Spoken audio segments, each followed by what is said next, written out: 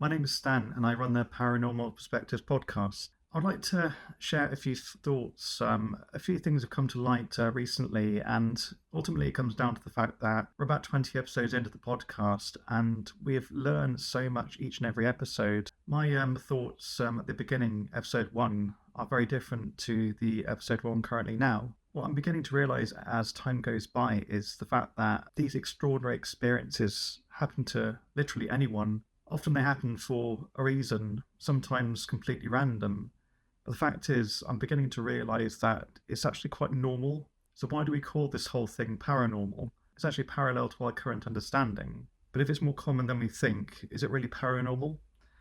I've spoken to people the last few weeks who, some of them are professionals, they're professional investigators, so they essentially put themselves into a situation ready to observe, record, and compare and analyse their own events. Many people, other than that, aren't professionals. They're just people living their daily lives, trying to make a living, trying to just do normal things like go to work, meet up with family, hang out with friends, watch movies, do whatever. Yet they're often thrust into situations that are completely out of their control, much like myself, really. My experiences really were unwanted. I'm very much a reluctant observer of the paranormal, in some way a participant. I was thrust into this from a very, very early age. A car accident when I was very young.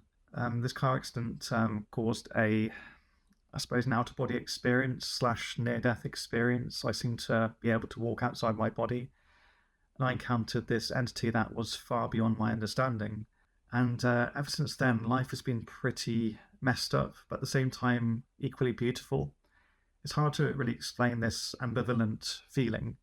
I went many years when I was younger just feeling alone, really, because of things that I saw that challenged what I was being taught at the time. And I was being taught about the world, about what can and can't be done, what is and is not possible. Keeping it to yourself for fear of judgment, ridicule, and all of the above, really. It's quite a hard thing to do. It's a lot for a young person to really take on. The more I do these episodes, I'm maybe humbled, I suppose I would say, very much humbled, because I realise that other people have been through the same situation. Other people have been completely on their own dealing with things, whether they were continuing at that time or had recently just happened. And who do you call? I mean, we don't have a real life Ghostbusters, do we? You're not going to call your local police officer or priest or whatever it may be to deal with the things that you're dealing with. You just tend to kind of keep it to yourself, and you may be lucky and have a friendship group who you're able to open up to and talk about these things to try and at least get an understanding. But yet, it's humbling to feel that you're not alone, that other people are out there experiencing these things. And this is exactly what the podcast is, really. It's a meeting place to share these stories without ridicule, judgment, misinterpretation, I suppose. It's all just a place to have a good chat, make a few observations, and maybe see if there's a learning from this situation, or maybe we'll maybe able to help you in some way or form, bring you forward in your situation. I've heard some shocking stories over the last few sessions, one of which was a family ghost, essentially all witnessing, hearing footsteps on the upper floor, knowing that it was completely abandoned. Eventually something fell down the stairs and caused a door to warp, which sounds completely crazy. I don't like to use the word crazy, I'm just using the word that other people tend to use. It's not really crazy, it's an observable that's outside of our understanding. This thing apparently fell down the stairs, caused the door to warp. Everybody in the family observed this situation. The door eventually returned back to normal as they saw it unflex into its standard shape. The family experienced what I would describe as a poltergeist, a lot of very loud noises in the house, objects being thrown around, a family member seeing a spirit, full manifestation, and unknowingly interacting with it, seeing it then dematerialize. I mean, that's a lot for a family to go through. And this person inspired them to do their own investigations now as an adult. I tend to find people who go through investigations, and they'd almost like treat it like therapy. It's not just simply entertainment, it's more therapy for them. It's therapy for one when you share it with others and experience things with others, but to also gather a number of comparables to expand your understanding so you may better understand what had happened to you, and also maybe better prepared to deal with things should they come up in the future. So, I mean, all power to you going to investigate. I've been on a few investigations myself, and I hope to plan to do some this coming summer. We'll see how things go. We've had mediums as well, mediums who have been thrust into being a medium without a choice. Medium isn't a profession, it's just a thing that you are. Some people tend to treat it like it's entertainment. Yeah, I'm just going to say a few things to you that may or may not be accurate. And some mediums do have to say what they're doing is entertainment, which I think is quite wrong, really, because it sets the wrong tone, the wrong intonation. But yeah, there's some mediums that I've met on the podcast that have, from a young age, been thrust into it, seeing people that aren't in the room. One in particular, Penny, a good friend of mine, was pretty much a medium from a young age. Of course, she didn't know she was a medium from that age. She saw a member of her family sit on this small child that was sat on the sofa at the time. She went to warn her parent that, okay, don't squash the kid. And obviously the parent then turned around to see nothing. Then she began to realise that her reality wasn't the same reality as everybody else's reality. Again, that's quite a lot for a young kid to take. I wouldn't say that's abnormal. I see it as a very natural thing. But people just learn to live with these things. And this lady, as she grew up, she saw more and more spirits and began to realise that there are some people that she can see who look just like you and me that aren't there. There's no way to distinguish from them visually, but she knows through vibrations, the way that they communicate and the way that they transmit these feelings.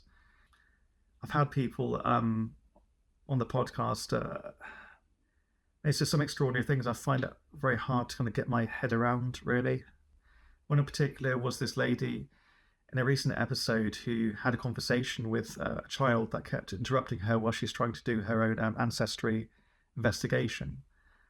And this boy was very belligerent, asking her questions, and she just treated it as, this is just a normal situation. This kid's kind of bugging me. I need to tell him to back off and just let me do my thing. And she had to record her session, kind of vocals, as she was ultimately just noting down information to research for a family name. And she noticed that after the conversation she had with the boy, who seemingly disappeared after a few minutes, she realised that her voice was on the recording, but the boy that she was talking to wasn't. How can you explain that? I mean, was it a hallucination? There could be a number of natural factors that could influence that. It could be, psychological interpretation. Some people are under a number of stressful situations, let's say, that may influence the way that you receive information via reality. Personally, that conversation to me, it just hit home very hard. Some of those things you can't explain. You just need to be in those moments to know what was truly real. And it's quite shocking when you are thrust unknowingly into these situations. And fair play to her, she's continued to learn more, to seek more about life itself. When you deal with people who've had these experiences, the best thing you can do is just to listen at first, let them tell their story as best as they can, and then see if you can come to any conclusions or way for them to try and understand what may or may not have happened.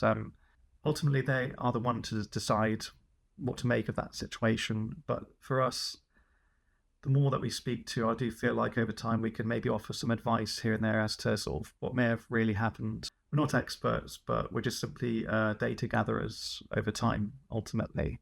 There are things that have happened to me that I haven't mentioned on the podcast yet. Some extraordinary things.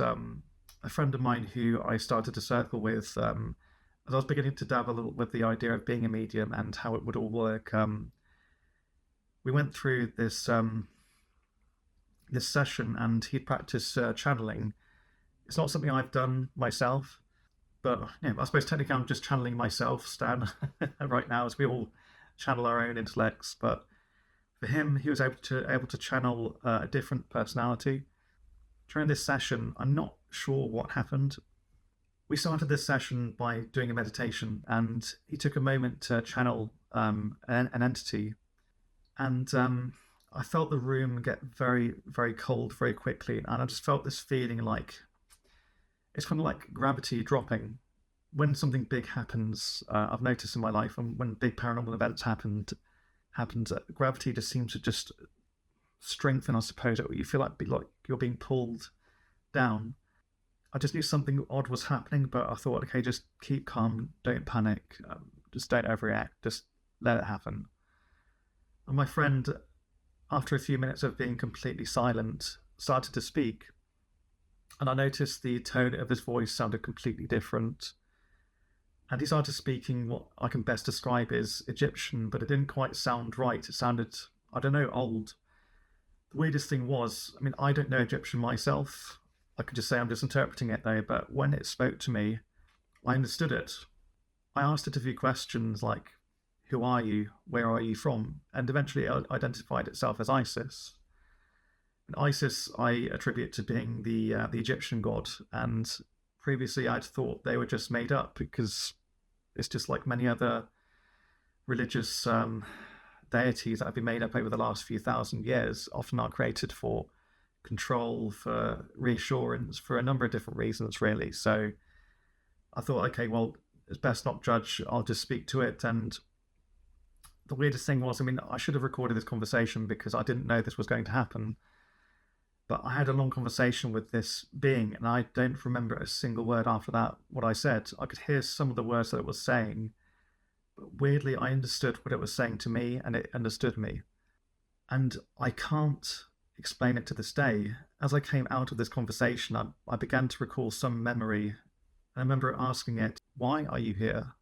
Why did why did you come to us? Why are you even speaking to us? And it arrived because it simply said, because I need to be here. I have a message to share. I have a message to share with the world. And I asked it to again validate what it was. Again, it said Isis. And then the conversation just dropped then.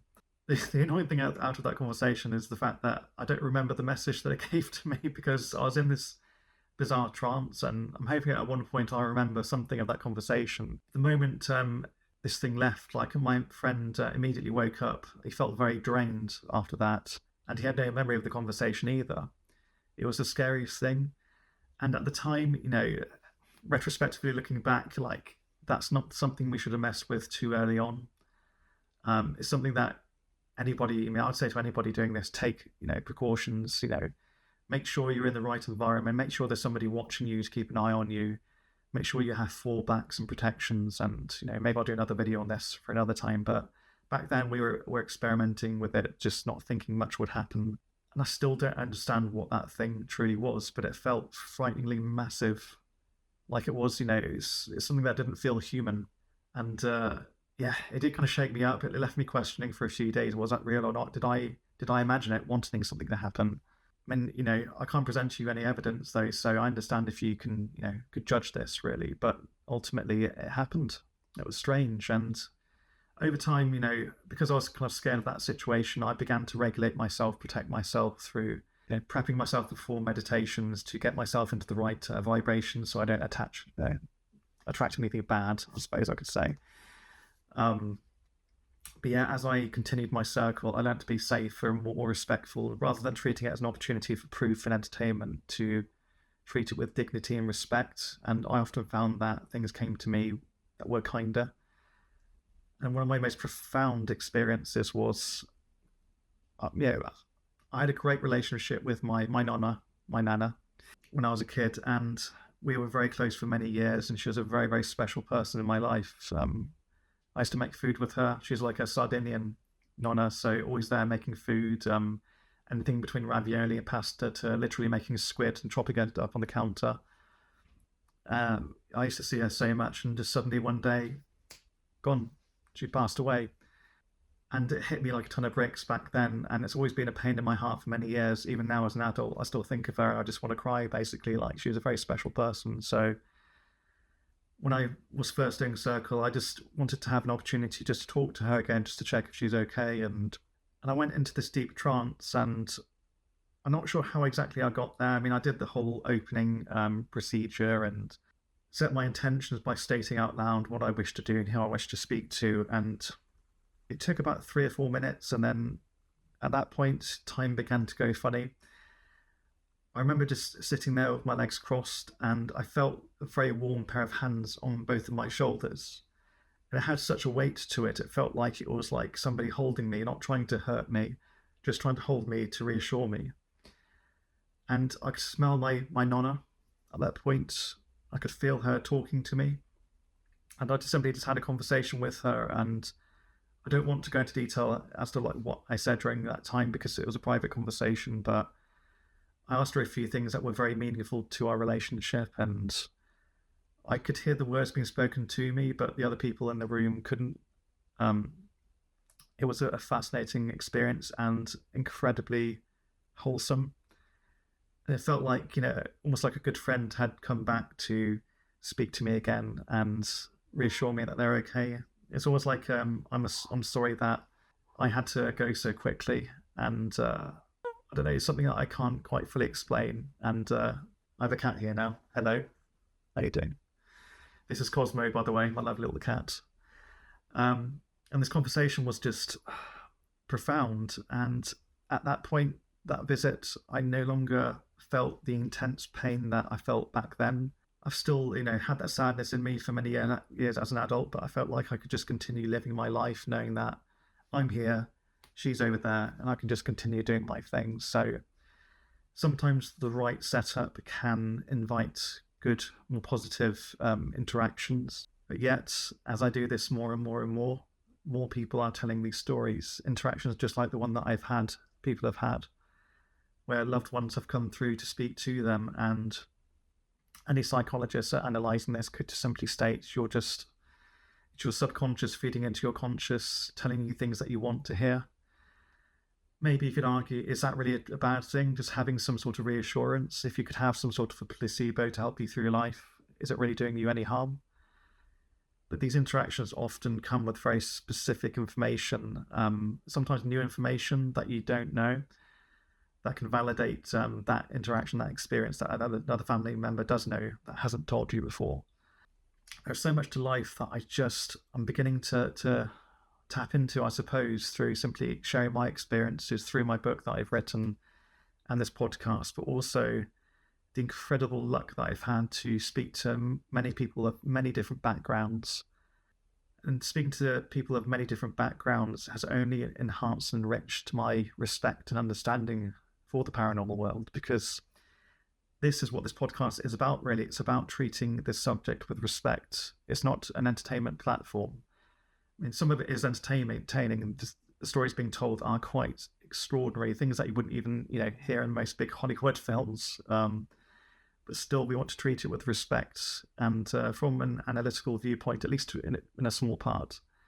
So we can at least try and rationalize the conversation and maybe be somewhat skeptical and just ask questions about those learnings. But it's just the asking the questions that expands the line of consciousness and understanding of the world. And I feel like we're beginning to tap into this throughout the last few episodes. I can't wait to see where this goes. I